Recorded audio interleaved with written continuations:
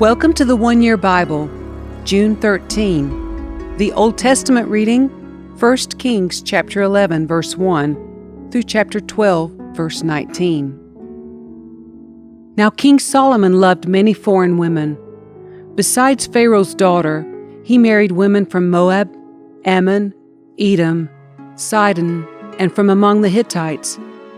The Lord had clearly instructed the people of Israel, "You must not marry them, because they will turn your hearts to their gods." Yet Solomon insisted on loving them anyway. He had 700 wives of royal birth and 300 concubines, and in fact, they did turn his heart away from the Lord. In Solomon's old age, they turned his heart to worship other gods instead of being completely faithful to the Lord his God, as his father David had been. Solomon worshipped Ashtoreth, the goddess of the Sidonians, and Moloch, the detestable god of the Ammonites. In this way, Solomon did what was evil in the Lord's sight. He refused to follow the Lord completely as his father David had done. On the Mount of Olives, east of Jerusalem, he even built a pagan shrine for Chemosh, the detestable god of Moab, and another for Moloch, the detestable god of the Ammonites. Solomon built such shrines for all his foreign wives to use for burning incense and sacrificing to their gods. The Lord was very angry with Solomon, for his heart had turned away from the Lord, the God of Israel, who had appeared to him twice. He had warned Solomon specifically about worshiping other gods, but Solomon did not listen to the Lord's command. So now the Lord said to him, "Since you have not kept my covenant and have disobeyed my decrees, I will surely tear the kingdom away from you and give it to one of your servants. But for the sake of your father David, I will not do this while you are still alive. I will take the kingdom away from your son, and even so I will not take away the entire kingdom. I will let him be king of one tribe, for the sake of my servant David, and for the sake of Jerusalem, my chosen city." Then the Lord raised up Hadad, the Edomite, a member of Edom's royal family, to be Solomon's adversary. Years before, David had defeated Edom.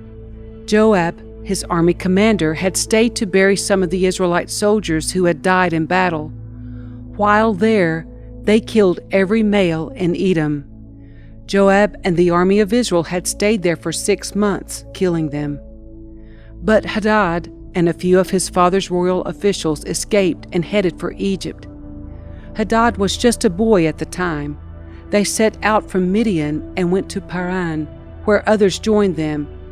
Then they traveled to Egypt and went to Pharaoh, who gave them a home, food, and some land. Pharaoh grew very fond of Hadad, and he gave him his wife's sister in marriage, the sister of Queen Tahpenes.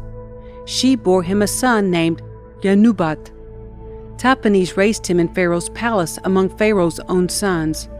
When the news reached Hadad in Egypt that David and his commander Joab were both dead, he said to Pharaoh, "Let me return to my own country." "Why?" Pharaoh asked him. "What do you lack here that makes you want to go home?" "Nothing," he replied, "but even so, please let me return home." God also raised up Rezon, son of Eliadad, as Solomon's adversary. Rezon had fled from his master, King Hadadezer of Zobah, and had become the leader of a gang of rebels. After David conquered Hadadezer, Rezon and his men fled to Damascus, where he became king. Rezon was Israel's bitter adversary for the rest of Solomon's reign, and he made trouble, just as Hadad did. Rezon hated Israel intensely and continued to reign in Aram. Another rebel leader was Jeroboam, son of Nebat, one of Solomon's own officials. He came from the town of Zerdah in Ephraim, and his mother was Zeruah, a widow. This is the story behind his rebellion. Solomon was rebuilding the supporting terraces and repairing the walls of the city of his father David. Jeroboam was a very capable young man, and when Solomon saw how industrious he was, he put him in charge of the labor force from the tribes of Ephraim and Manasseh, the descendants of Joseph. One day, as Jeroboam was leaving Jerusalem, the prophet Ahijah from Shiloh met him along the way. Ahijah was wearing a new cloak. The two of them were alone in a field, and Ahijah took hold of the new cloak he was wearing and tore it into 12 pieces. Then he said to Jeroboam, "Take 10 of these pieces, for this is what the Lord, the God of Israel, says. I am about to tear the kingdom from the hand of Solomon, and I will give 10 of the tribes to you. But I will leave him 1 tribe for the sake of my servant David, and for the sake of Jerusalem, which I have chosen out of all the tribes of Israel.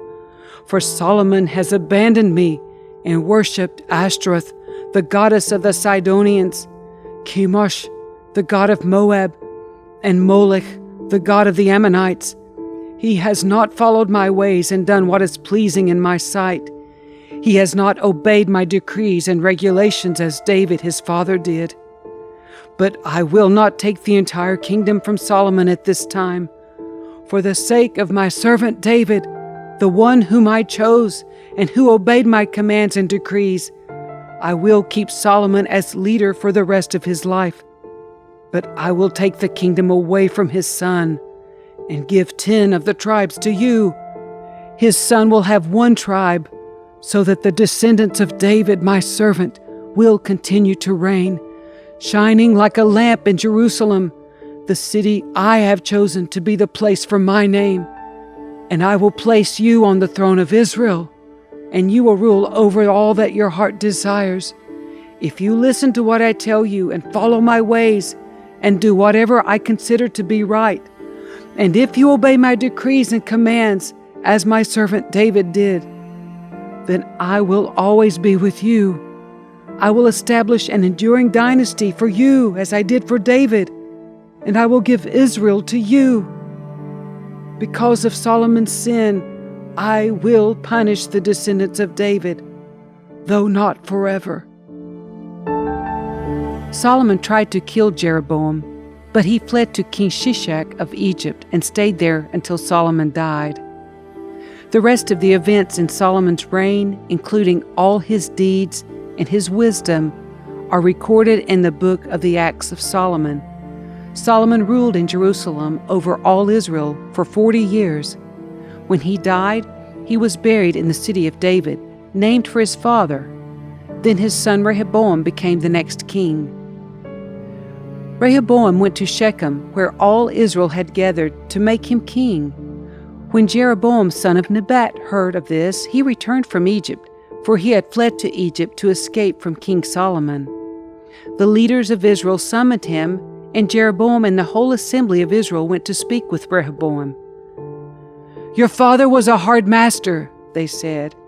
"Lighten the harsh labor demands and heavy taxes that your father imposed on us. Then we will be your loyal subjects." Rehoboam replied, "Give me 3 days to think this over, then come back for my answer." So the people went away. Then King Rehoboam discussed the matter with the older men who had counseled his father Solomon. "What is your advice?" he asked. "How should I answer these people?" The older counselors replied, "If you are willing to be a servant to these people today and give them a favorable answer, they will always be your loyal subjects." But Rehoboam rejected the advice of the older men and instead asked the opinion of the young men who had grown up with him and were now his advisors. "What is your advice?" he asked them. "How should I answer these people who want me to lighten the burdens imposed by my father?" The young men replied, "This is what you should tell those complainers who want a lighter burden. My little finger is thicker than my father's waist. Yes, my father laid heavy burdens on you, but I'm going to make them even heavier.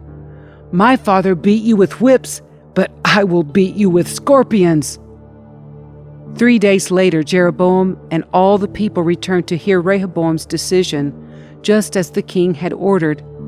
But Rehoboam spoke harshly to the people, for he rejected the advice of the older counselors and followed the counsel of his younger advisors. He told the people, "My father laid heavy burdens on you, but I'm going to make them even heavier. My father beat you with whips, but I will beat you with scorpions." So the king paid no attention to the people. This turn of events was the will of the Lord, for it fulfilled the Lord's message to Jeroboam son of Nebat through the prophet Ahijah from Shiloh.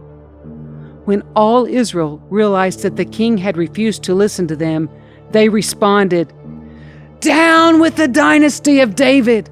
We have no interest in the son of Jesse. Back to your homes, O Israel! Look out for your own house, O David!" So the people of Israel returned home, but Rehoboam continued to rule over the Israelites who lived in the towns of Judah. King Rehoboam sent Adoniram, who was in charge of forced labor, to restore order, but the people of Israel stoned him to death. When this news reached King Rehoboam, he quickly jumped into his chariot and fled to Jerusalem. And to this day, the northern tribes of Israel have refused to be ruled by a descendant of David. The New Testament reading, Acts chapter 9, verses 1 through 25. Meanwhile, Saul was uttering threats with every breath and was eager to kill the Lord's followers. So he went to the high priest. He requested letters addressed to the synagogues in Damascus, asking for their cooperation in the arrest of any followers of the way he found there. He wanted to bring them, both men and women, back to Jerusalem in chains.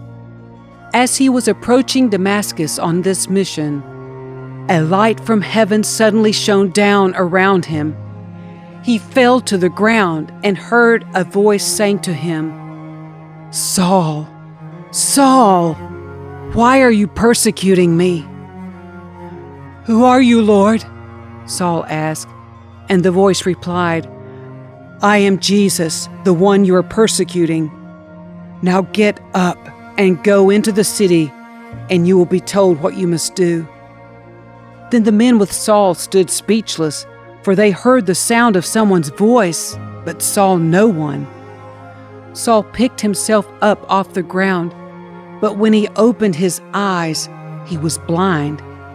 So his companions led him by the hand to Damascus. He remained there blind for 3 days and did not eat or drink.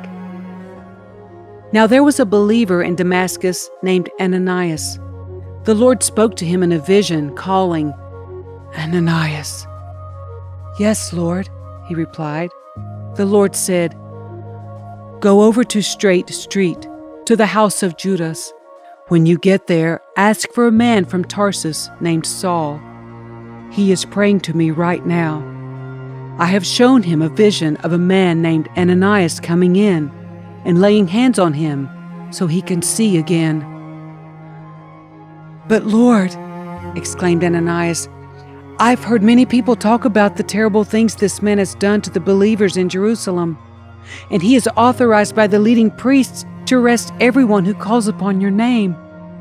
But the Lord said, "Go, for Saul is my chosen instrument to take my message to the Gentiles and to kings, as well as to the people of Israel, and I will show him how much he must suffer for my name's sake." So Ananias went and found Saul.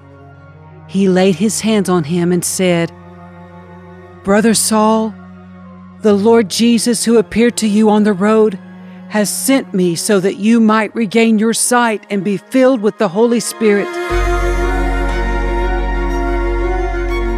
Instantly something like scales fell from Saul's eyes, and he regained his sight.